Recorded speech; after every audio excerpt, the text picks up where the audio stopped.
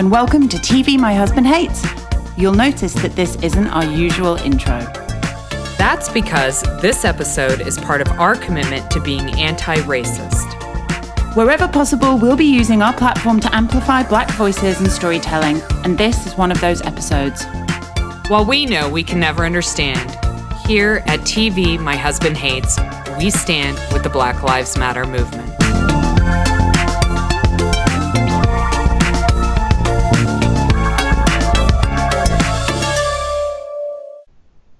Hi there, and welcome to a very special Minisode covering the documentary 13th. How you doing, Kat? I'm doing okay, thank you. How are you doing? I'm doing all right. It's 4th of July today in the U.S., so yeah, there'll be a lot of fireworks tonight.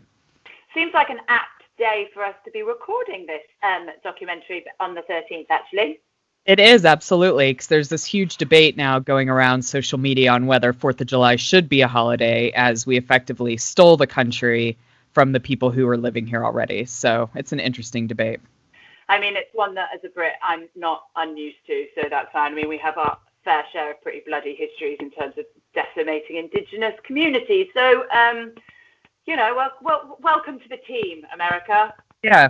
It's not a team we should probably be excited about, but we're not proud of being on this team. Yeah, but, it is what it is, and we're here, as Reagan says, we're here to discuss the Netflix documentary 13th, and obviously this documentary has recently undergone a resurgence in population because of the current events surrounding George Floyd and Black Lives Matter movement. But in fact, this documentary's been around since 2016, and I guess the fact that I didn't know it was there or it hadn't sort of appeared on my radar is indicative of why you and I, as TV My Husband Hates, have also committed to using this platform where we can to kind of raise up Black voices and Black storytelling, and this is one of the shows that we wanted to include for that reason. Absolutely. I loved this documentary. It opened my eyes to a lot of things I'd never thought about, because it doesn't affect me on my day-to-day, but it makes me realize how much I need to kind of open my eyes and really have more empathy and think about the people that it does. Yeah, I think as well.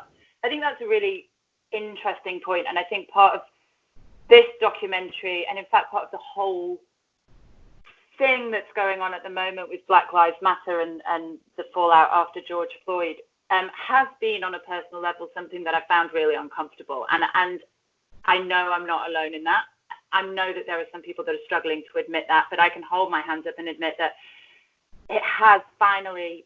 And I don't know what was different about this time, but I think for a lot of us it's been different. And as white people, I really have been confronted in a way that I never have done before with my own subconscious biases and prejudices, which if you'd have asked me 3 months ago, I would have sworn blind weren't there. But I think the reality is that they always have been there. And now is the time for us to, I guess, do the research, learn more, and come back and do better. And this is what we're trying to do. Absolutely. I think it's all about reflection and change, and not necessarily beating yourself up for it, but just pausing and trying to do better. Like, I don't know.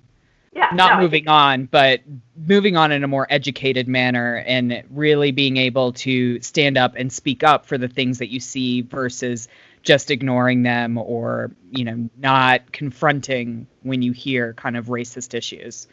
Well, and on a more positive level, using our privilege, whatever that looks like, to recognize that there are people who don't get the same privileges, and how therefore how can we help them? How can we support them? How can we raise them up? And I think, highlighting Black directors, Black authors, Black actresses, Black content creators, Black small businesses, big businesses, all of that stuff, and making a conscious choice to perhaps choose something outside of your normal circle of kind of reference, I think is something that's really, really important. And as I said before, it's something, and as our intro said, it's something that we've committed to as a platform. So this isn't TV Our Husbands Hate, obviously, no. but it is something that TV Our Husbands Hates believes is important. And so we want to make sure that that we did this documentary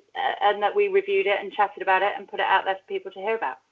Absolutely. And I think for me personally, being parents, it's how we can raise our children to continue doing better and really having honest conversations about race and privilege with our children in particular. And everybody should be having these conversations with their children to kind of continue that work and make sure that this stuff doesn't happen again. Make sure that we can move forward and really rectify some of these really hideous wrongs. Well, we've been talking to our girls very openly about it in obviously an age-appropriate way, but we haven't shied away from the conversation. We've made a point of sitting them down saying, we need to talk to you about this. And in fact, a relative of mine sort of suggested that Bo was too young, or, you know, she's almost 4, and that maybe even Billy was too young. And the reality is, you know, if you're a black girl who's 6 or 7 or 3 or 4, you don't get to choose when you have that conversation about racism. You know, it's something that may happen to you and something that forces a conversation that you have to have with your parents. And we very much felt that if black children didn't get the choice about when to have that conversation, then my kids didn't get that privilege either, and that we would confront them at an age, whatever age that was, where it became apparent. And so we sat down and had that conversation with them. And you know, and they get it. We live in a very diverse society, and we've told them about their responsibilities, and it's been a really interesting conversation to have, and I think one that parents shouldn't shy away from. Well, that's what I was going to say. It's not that hard to really have that conversation with young kids. I think you can tie it a lot to bullying, which kids are already talked to about, you know, pretty regularly. And this is just another step forward, and it's bullying about color of your skin and race and difference. And I think those are all things kids can grasp. They are a lot more clued in than a lot of people give them credit for. They absolutely are. And actually they see it much more clearly than we do. And if we speak to them when they're young, we're getting them before these kind of insidious beliefs and subconscious kind of biases take root. And I think if we can really get to them and start having that conversation on the regular, there's every chance that we can start to develop a generation that's more tolerant and more, hopefully more equal. But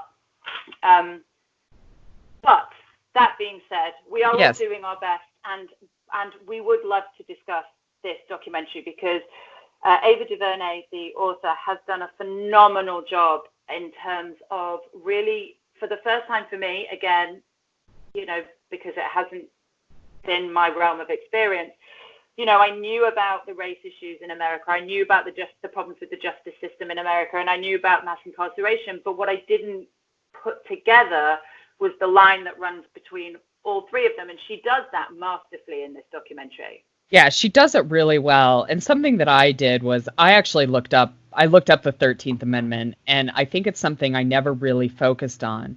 So the 13th Amendment, it says, neither slavery nor involuntary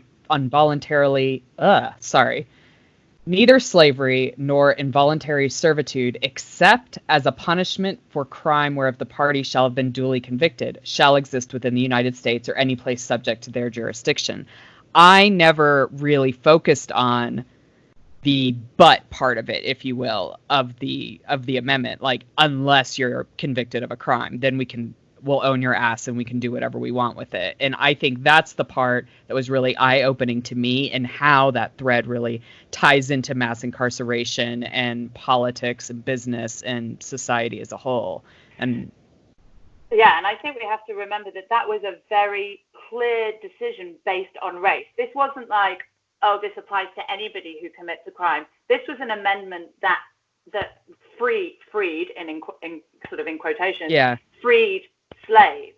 Yeah. This was an amendment that was directly related to black people. And so it wasn't saying, well, you know, even if a white person commits a crime, we own their ass. That wasn't the thing. It was like, actually, but if you commit a crime, we own your ass. And it just meant that it's just allowed, and this is what DuVernay sort of illustrates so beautifully, it's just allowed at various different elements throughout history for them to recreate slavery with a different face. Absolutely. They're all new iterations of slavery. Like, it's just a different way, and kind of a more socially acceptable way to say we do still have slavery. We're not letting people go scot-free. No, and this idea that the slaves were freed is really a technicality. I mean, they weren't that free, and then they did this thing like convict leasing, where essentially they used convicts as basically as slaves. They literally just took them out. They just bust them in. They just bust them into plantations to work as slaves. So they were in prison. Right. And, I mean, it was almost worse. Yeah. I mean, they weren't free to, they not that slaves were free, but they didn't have time with their family or time away. Like, these are prisoners who are, bust in to work on the plantations, do the exact same work, and then bust out and not earn money or anything like that.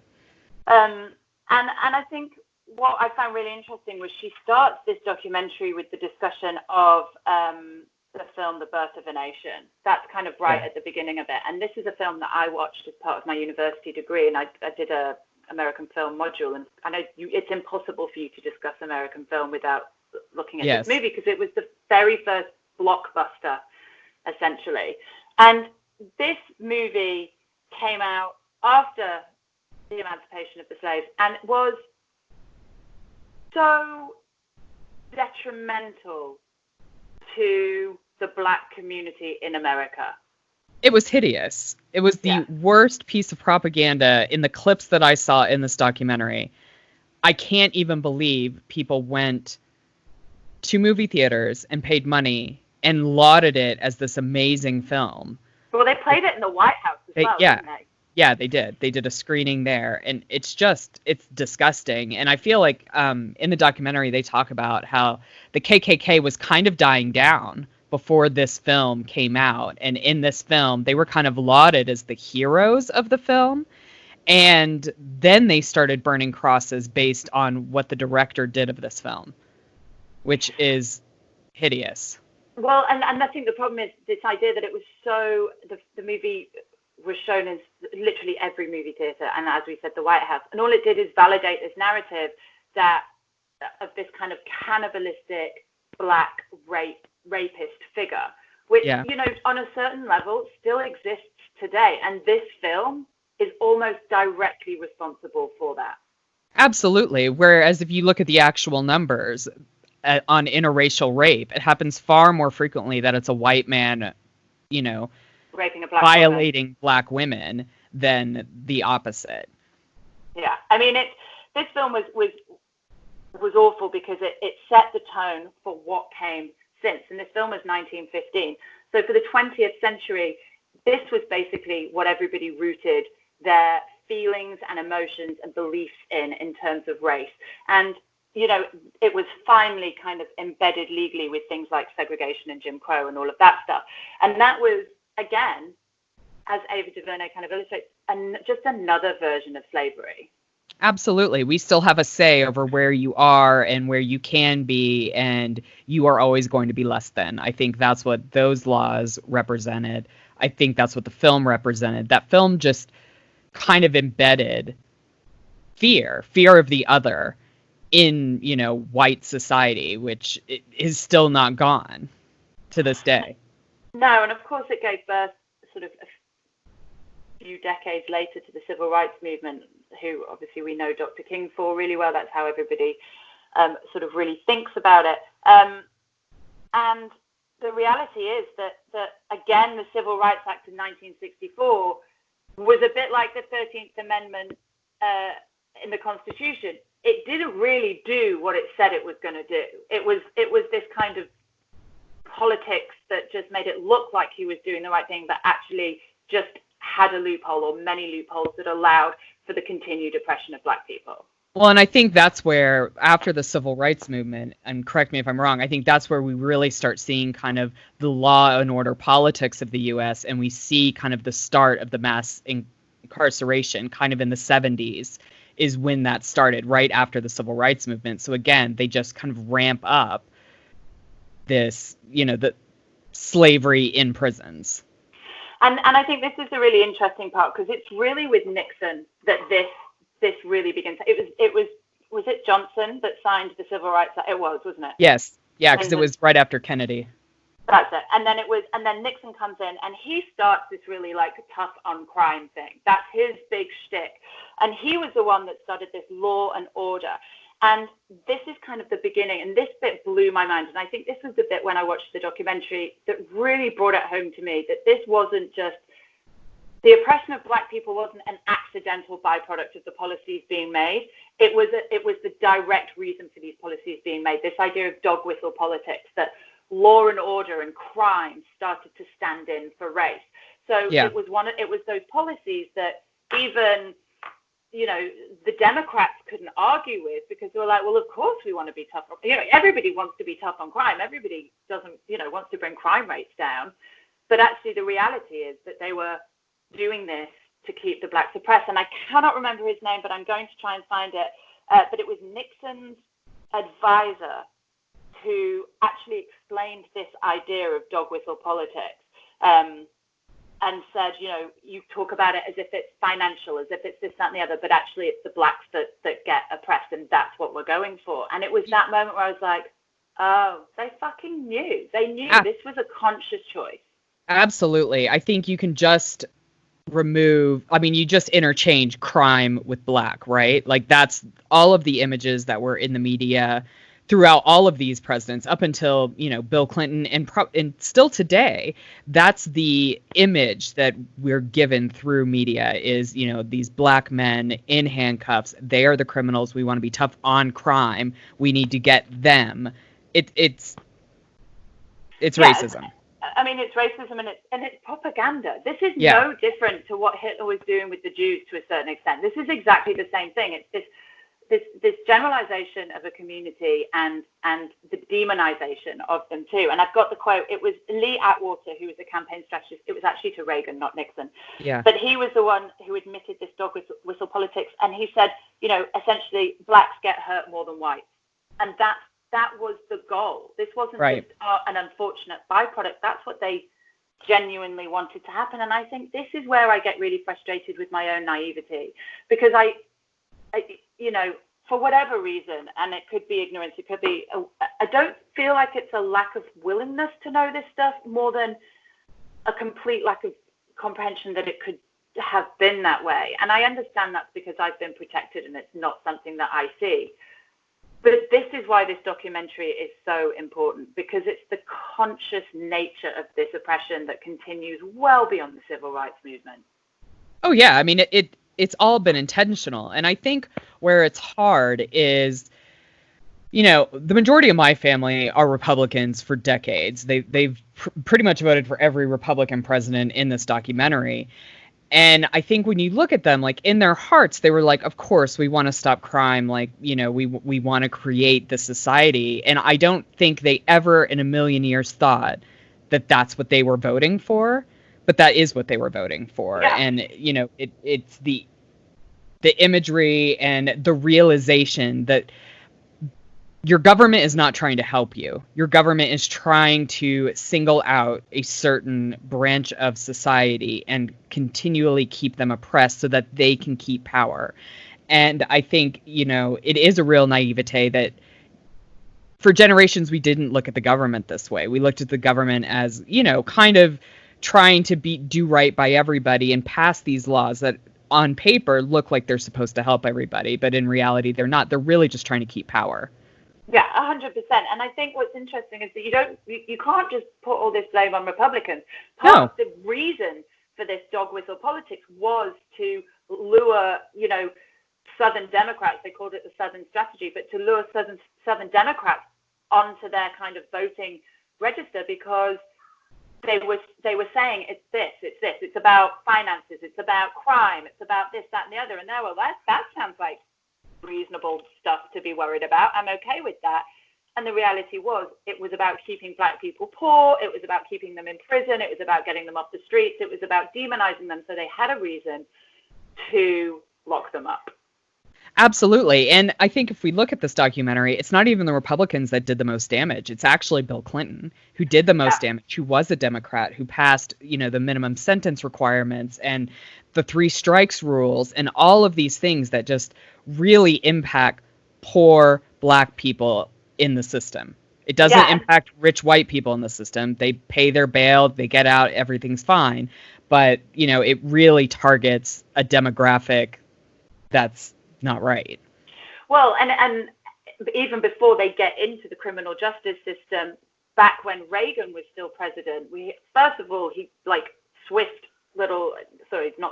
neat. What's the word I'm looking for? I can't remember. Knee jerk? No. Clever move. We'll use that. It's not what I was going for, but that's what was this clever move to pull Nancy out to do the war on drugs, like, you know, to get to the mums and the women and to strike fear into them that if we don't get these drug addicts, these drugs off the streets, then your kids are in danger. But here's the funny thing. They didn't really care about cocaine. Yeah. But they really cared about crack cocaine. But they didn't care about cocaine because that's what white people were doing. Absolutely. But crack cocaine, the stuff that the black people were doing because they couldn't afford the cocaine because you kept them poor, that was the real problem. That's the real problem. I mean, I'm a child of the DARE Reagan administration. I had all of that in school. It was that DARE was like an educational program. It was like drug awareness resistance education. And that was put in by Nancy Reagan. She was the spokesperson. So at school, you had a cop come in and like show you drugs and talk about drugs and make you sign these ridiculous like drug promises that you were never going to do drugs. But again, it's just like another branch of propaganda that's now reaching into like the younger generation, right? Like it's fine if you do a little cocaine or you do a little cocaine to get you through on Wall Street, but it's a huge problem if you're doing crack. Yeah. 100%. That's in existence. That's still happening. And as I say, getting Nancy to do it was smart. It made it seem wholesome. It made it seem beyond the reach of politics and put into the realm of family and like wrapped up with a little loving red bow and sent off as like a gesture of goodwill from the government. I mean, right.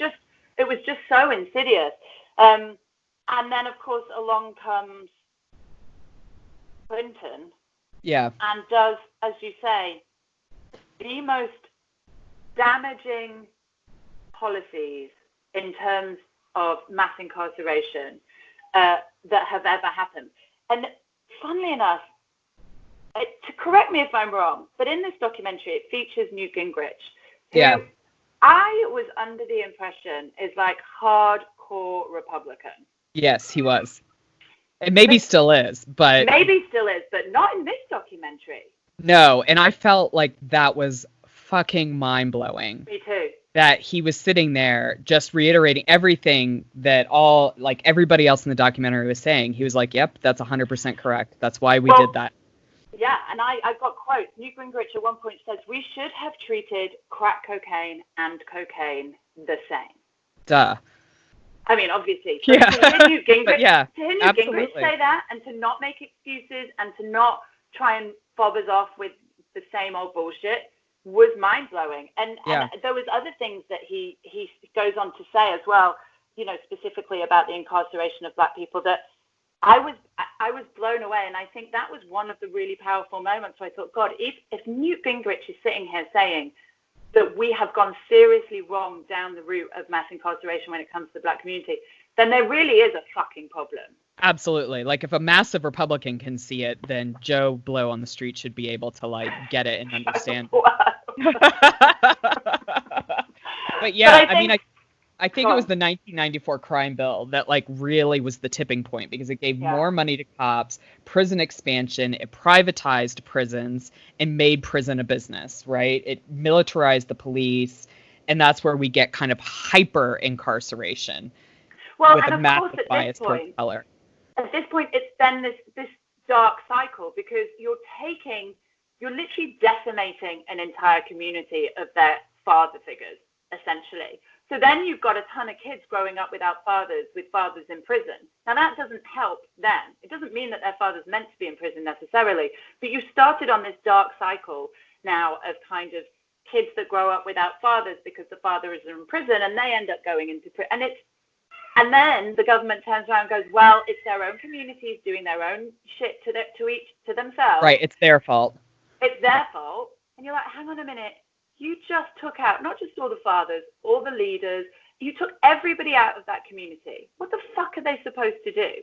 Well, and I think this is the thing, because I think you can take this all the way back. Like you take this to slavery, which busted up families with broke generations of families throughout the ages, and all of these things did nothing to build the families back together, to build the community. It just systematically has continued to tear it apart for centuries. And then you wonder what the problem is. Like, it's obvious. You know, you've taken out the strong role models. You've taken out Malcolm X. You took out the Black Panthers. You took out Martin Luther King. Like, all of these really strong, powerful members of this community who are working to bring it together, you have put in jail or made them the most wanted. What kind of message do you think that sends? Well, and it's interesting you mentioned the Black Panthers, because I also found this bit really interesting, because I remember growing up learning about the Black Panthers or seeing them in movies, whatever it was, and they were always portrayed as this kind of terrorist cell, this very dangerous, illegal, violent terrorist cell. And the reality was that they weren't. They were a civil rights movement. They were vocal and they were strong, but they weren't illegal, and they were portrayed as such. They were portrayed as criminals. And it's going to get his name because I wrote it down. He says Fred Hampton, 21 years old, was the leader of the Black Panthers. 21 years old, the leader of the Black Panthers, and to mobilize that many people at 21 was phenomenal. And of course, they say in this documentary, well, of course he had to go, and they were shot by the police without warning, with his pregnant wife in bed. Yeah. And that wasn't because he was some terrifying criminal. That was because he needed to be stopped and shut up and silenced. Absolutely. And that pushes those buttons in me, because I think, fuck, I believed some of that propaganda about Black Panthers. Like, that's what I thought. I believed that shit because that's what I was told. Mm-hmm. And shame on me for not doing more research, but this is the kind of thing that makes me think we need to be watching more of this stuff. Absolutely. And it wasn't even just Fred Hampton. I mean, I think her name was Asada Shakur, who was deported to Cuba. Angela Davis was on the FBI's 10 most wanted list. Can we just talk, though, about Angela Davis and how she kicks up? Like, I fucking love that bit where they're like, here she is, she's held up for, she's in court. She walks in, proud as fuck, massive bro, goes in there, represents herself, and wins and walks out a free woman. I mean, that must have been such a unbelievable win. She's a phenomenal woman. And I think it kind of speaks to, I know we're jumping around a little bit, but like the problem with mass incarceration and the bail and kind of why so many people are in prison right now are due to like plea bargains and not going to trial. Because ultimately, if everybody went to trial, the system would fucking collapse, which kind of shocked me. Like, I didn't understand that. But if you look at this woman who was like, no, fuck you, I'm not taking a deal, I'm taking you to court, and kicks their asses, is just badass. Well, it really is. And I mean, let's talk about that a little bit more now. But we also heard the story of Khalif Brada, who really, really devastating story. But essentially, he gets arrested and is offered a plea bargain. And as Reagan was saying, this has become something that the justice system relies on now. Yeah. And they don't push it with white criminals. It's pushed with black criminals. It's pushed with black people who have been arrested, who can't afford to go to court, can't afford a lawyer to go to trial. They can't afford to pay bail. That's kind of the big difference, right? Like, they can't get out, so they're stuck in jail with people really pushing plea bargains. And their options are either you go to court with a lawyer you can't afford, and you end up taking a mandatory sentence, which could be 33 years, whatever it is, something ridiculous. Yeah. Or you can take this plea bargain, which means you'll do 6 years, and you don't have to worry about a lawyer or going to trial or spending all that money, and then it's done and you're all good. And of course, these guys are like, well, what the fuck am I supposed to do? I can't afford to go to trial. If I do go to trial, I'm black, chances are I'm going to get sentenced with a mandatory sentence. And here they are going, I probably didn't even really do it. Even if they're not guilty, they're still taking these plea bargains because they don't have any other option. No, and what's interesting to me is, like, once you're a felon, you can't vote. So by, like, pushing all of this, you're also taking people out of, like, voting for new leadership, for having a say in the community. And it's a really fucked up cycle. Well, it really is. And I think there was I can't remember the state. I want to say it was Alabama. But 30% of black men in Alabama cannot vote. Yeah, it's really messed up. And there's a lot of like initiatives going right now to get that kind of rule removed because it's unfair and it essentially guarantees big white men in power forever. Of course it does. But this is why it's done. And I think this is the overriding takeaway that I have to really accept from this is that these are conscious decisions. It's not an unfortunate byproduct. This is what they are hoping to achieve, to take away power, whether it's the vote, whether it's the chance to earn money, whether it's the chance to have a stable family, all of those things that we know are essential to kind of prosperity and healthy growth. They are doing to this day everything they can to prevent black people from having that.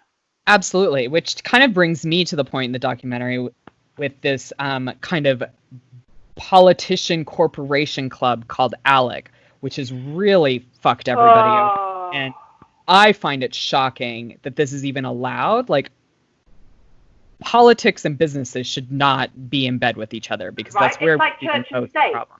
100%. That's exactly how I feel. The fact that big business and corporations should be so closely entwined within politics just, to me, screams problematic. Well, and to the point that they are writing legislation to directly benefit the businesses in this club, and like these legislators are just passing them on, like sometimes not even bothering to change the fucking letter, like the letterhead on the bill, which is kind of how it all came about. Which is dark in itself, but when one of those big businesses is a private prison company that relies on having its cells filled to make money, and then is responsible for the Stand Your Ground law, which allowed the murderer of Trayvon Martin to go free. Right, which was Walmart. So Walmart was it. Part of ALEC, and they're like the biggest seller of guns and ammo in the United States. And so they proposed the Stand Your Ground law to allow people to buy guns, which is what George Zimmerman, who is the man who murdered Trayvon Martin, got off on murdering this 17-year-old boy, was the Stand Your Ground law, all because Walmart wanted to sell more guns and ammo. And I mean, and then we, in the prison company that wanted to keep their cells filled. Yeah. And now that kind of little bubble's been burst for them because everybody's realized that it's really fucking dark. He's like, well, now this guy who's representing Alex, who by the way was dead behind the eyes. I do not know. He was dark as fuck. Yeah, he was. He's going, oh well, now we're really into reform and actually because this company that's all into tracking devices and all of that is the American Bail Corporation, the big funder of ALEC. Now we're like, well, now we don't want to put black people in prison anymore. Now we want to keep them under house arrest and use all these fancy tracking. And isn't that humane of us? And it's like, no, it's no, it really. You're just expanding slavery to people's homes now. You're not happy that they're just in prison. You now want to keep people imprisoned in their homes. It's a dark, twisted circle that it is. Well, it blows my mind that this is allowed. It blows my mind that this is allowed. And I don't know if there's anything in the UK that's similar to that. I genuinely don't know whether there is. I'm sure there is if I thought about it. I mean, I'm sure that there's the peer. I mean, there's lots of shit going on that isn't. But that we all know about this, Alec, and that it's still happening is remarkable. Yeah, I mean, there have definitely been businesses that have left. Like, I think Walmart pulled out. Like, a lot of the big businesses once. But the Walmart family still fund Alec. Even if the business pulled out, the family still fund Well, they fund a lot of crazy shit because they just have shit tons of money. But, it's all a big fucking mess. It is a mess the way American politics and business are so intertwined. And I think it's not quite the same in other countries who have different systems. Like, the parliamentary system is set up differently. But what I found what was most troubling is that our judiciary system, which is the judges who we have put in place to make these decisions, have now had their hands tied by the politicians of the system to where they can't even use their judgment, and the businesses. So it's like, why do we even have a judiciary system at all? Like, if you're not going to let these informed people make these decisions based on the laws of our country, then what the fuck? Why are we even bothering? And I mean, let's talk. The judiciary system isn't perfect because only 7.4% of all judges in the US are Black or of an ethnic minority. So this is not a jury of your peers, if you like. This is not that. This is white people keeping Black people and ethnic minorities down. And I think there needs to be such an overhaul, and I don't even know how possible it is.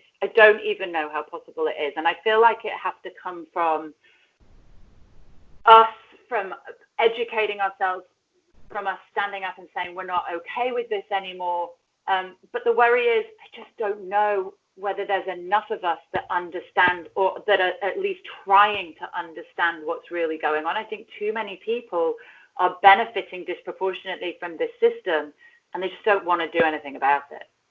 I think you're 100% correct. And I mean, I think that's where, we see the rise of Trump in the documentary, just still spewing this really disgusting, hateful rhetoric. And he is now president and hopefully may not be president again. But I think this is the problem. I think you just they're fighting, you've got these people who are fighting like hell to keep the system the way it is. And they're the very rich, the very powerful, because they have the most to lose if the system changes, right? Like if other people can come up and make a difference, they're the ones who are going to lose out. It's not kind of us in the middle who aren't the aren't super powerful or super wealthy.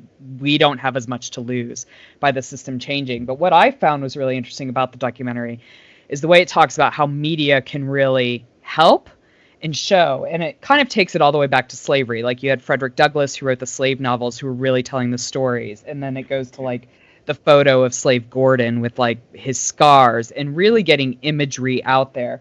And I think the big turning point was Emmett Till, the young boy who's murdered by the white supremacists in the South. And that was the huge catalyst for the civil rights movement. His mom allowing his picture to be shown in publications to really show the problem. Martin Luther King used TV, and now we have camera phones, and that's how we saw George Floyd, how we as a people are actually seeing police brutality and what is actually happening. And there's and that's a double-edged sword in itself, because of course it's essential, and I think everybody would say that sadly that is essential. It's sad but true that we have to visually see this stuff to believe it's happening. Right. But that has been the case and continues to be the case. But in doing that, it's often very traumatic for Black people to see this kind of trauma being played out across social media, to be confronted with it, with these really ugly images. And I think somebody in the documentary says, we need to stop Black bodies being dead bodies on social media, because that's what we're seeing at the moment. And that's dark and devastating. But at the same time, it is something that has really enabled me to fully comprehend it, because I swear on my children's life, and this is my own naivety and ignorance, and I will own that, but I genuinely did not believe that there were still people using the N-word and other racial slurs out of rage. And there's a Instagram account called Karen's Gone Wild with an S on the end, which is when obviously this whole Karen phenomenon. Yeah. And they are dedicated to putting up filmed instances of it right now, very much racially fueled kind of rants and violence and rages and all the rest of it. And this isn't old people. This isn't old Republicans pissed. This is 30-something white women in California using the N-word at a woman in Starbucks because she's asked her to wear a mask. I mean, I recognize now the depth of my own ignorance, because I genuinely, it's never a word that I would use, and I genuinely thought that applied to the large majority. But what I'm realizing is actually the rise of Trump has made this okay.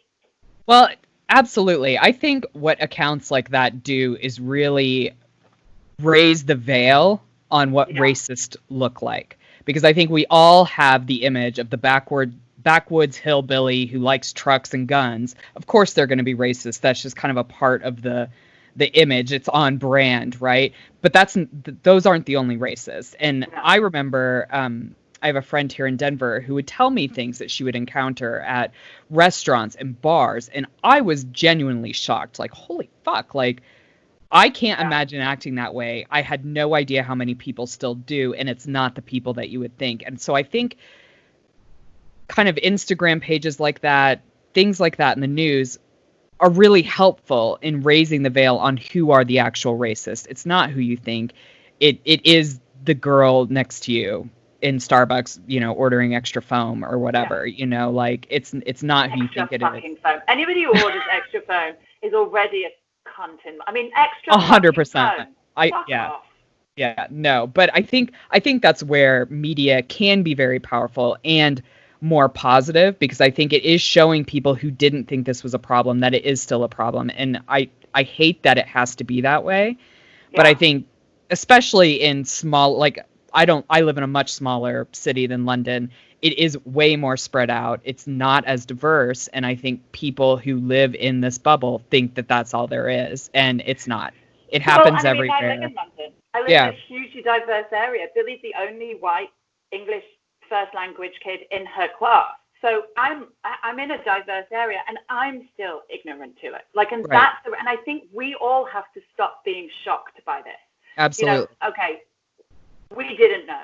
We do know now. It's not enough to go, really? No, God, that's awful.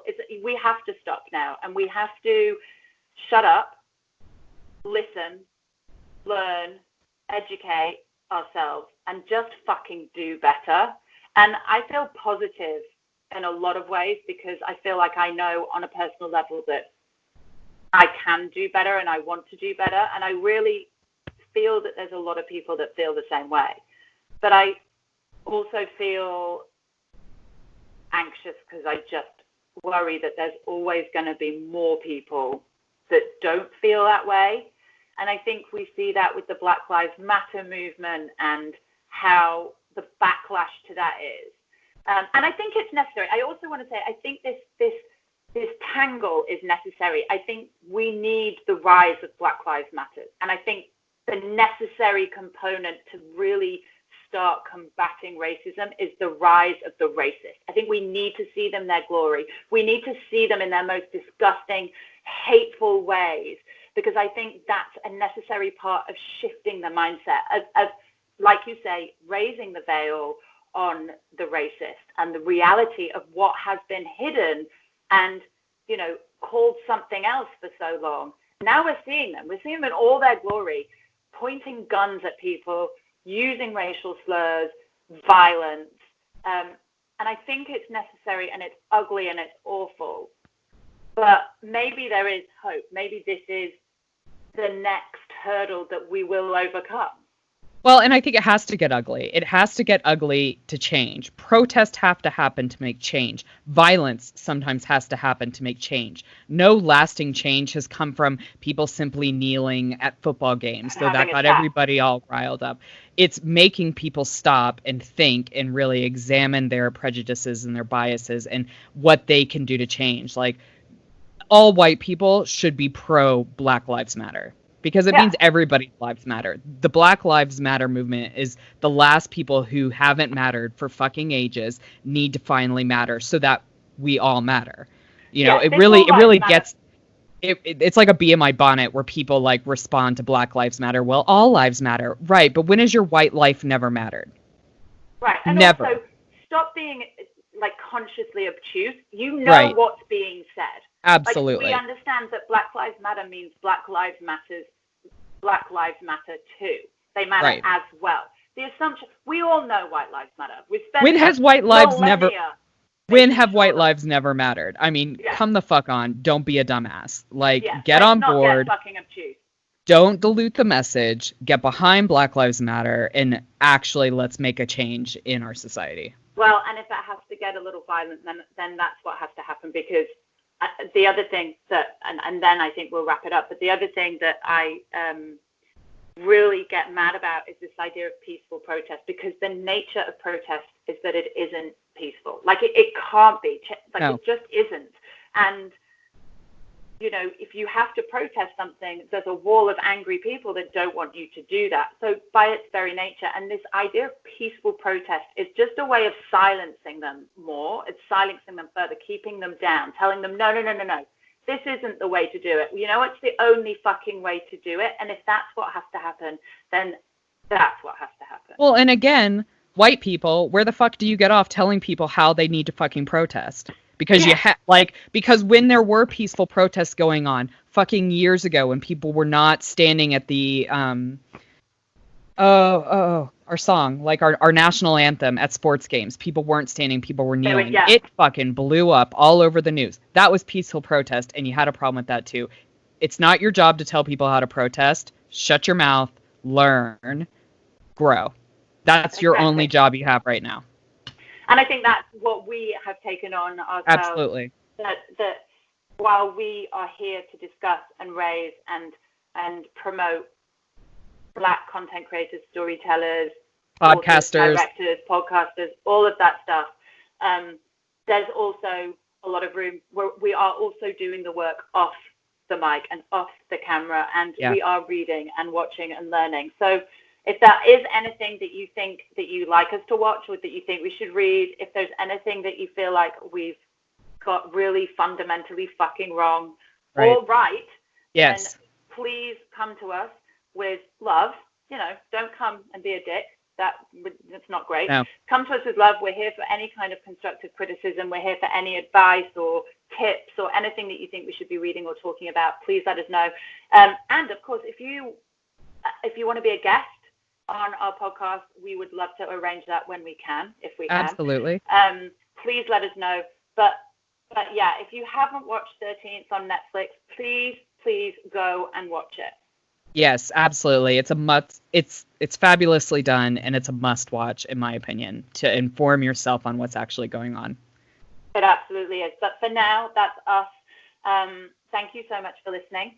We'll be doing as many of these as we can. So please let us know if you've enjoyed it. Make sure that you rate and review us if you can. That's how we manage to push to keep producing the podcast.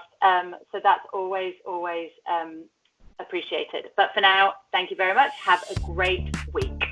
Bye-bye. Bye. Please subscribe, rate, and review TV My Husband Hates wherever you listen to your podcast. You can also follow us on Facebook and Instagram at TV My Husband Hates and join the Facebook group to keep the conversation going when the podcast ends. If Twitter's your thing, you'll find us at TV Husbands Hate. Theme music and production for TV My Husband Hates is by Jimmy Sims.